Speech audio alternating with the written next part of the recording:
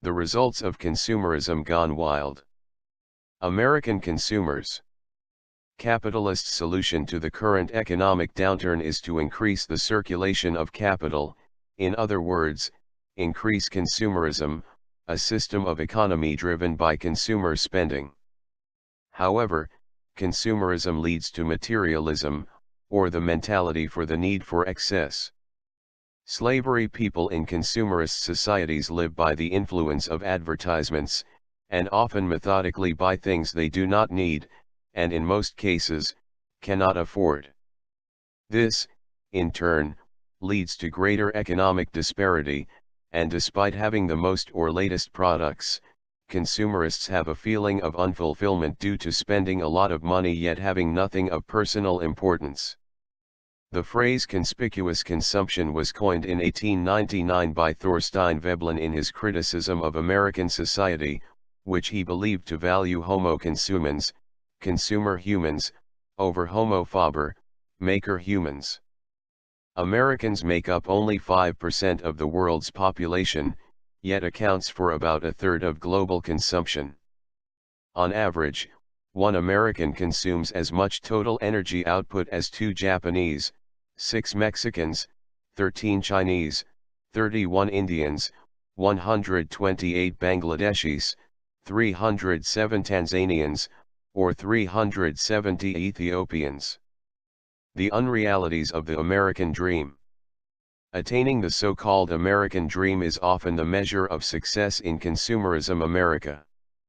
The American dream is not a measure of the quality of one's character, but a measure of the value of the material goods they have accumulated.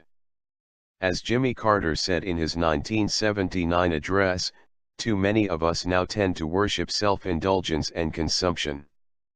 Human identity is no longer defined by what one does, but by what one owns. Average annual expenditures per consumer unit rose 1.7%. Consumerism in 2013 following an increase of 2.6% in 2012, according to results from the Consumer Expenditure Survey released by the Bureau of Labor Statistics of the United States Department of Labor. The average expenditure in 2013 was less than that in 2012, but still showed an increase, meaning Americans are continuing to spend more year after year despite the current economic climate. The American dilemma is the consistent belief that they can live beyond their means. Like most other capitalist forms, consumerism is concerned with short-term profits without consideration for the future effects of wealth distribution due to overspending. If a household's income is stagnant or decreasing, but its consumption is increasing, that means the people are borrowing, taking out home equity loans, or maxing out credit cards. Statistics show that as median incomes have stagnated since the turn of the century, household debts have exploded. Black Friday is the epitome of capitalist, consumerist America. This outlandish practice has practically attained itself the status of a national holiday. On this day, stores open at 4 a.m. so that rioting shoppers can buy a superfluous number of products at prices that are relatively cheaper than usual. And of course, since something that may cost $50 is now, on this one day from 4 a.m. to 9 a.m., only $35, they will buy it without further consideration if they actually need it or not. Black Friday Americans seemingly have a proclivity towards chaotic settings when shopping, and the subsequent satisfaction in getting a deal.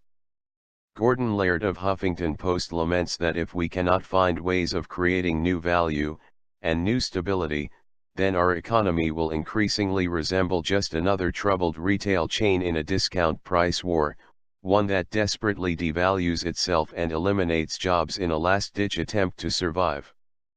Laird claims that an estimated 68% of all economic output is tied to consumer activity. Roughly 1 out of every 2 American citizens, an estimated 200 million people, went shopping on the day after Thanksgiving in 2013. Americans need to stop the devastating effects of their capitalist, consumerist society by refusing to buy needlessly and simplifying their lives. In striving to fulfill the American dream, many people overspend on luxuries, and then are unable to maintain the things they need, and need to pay for, such as their houses.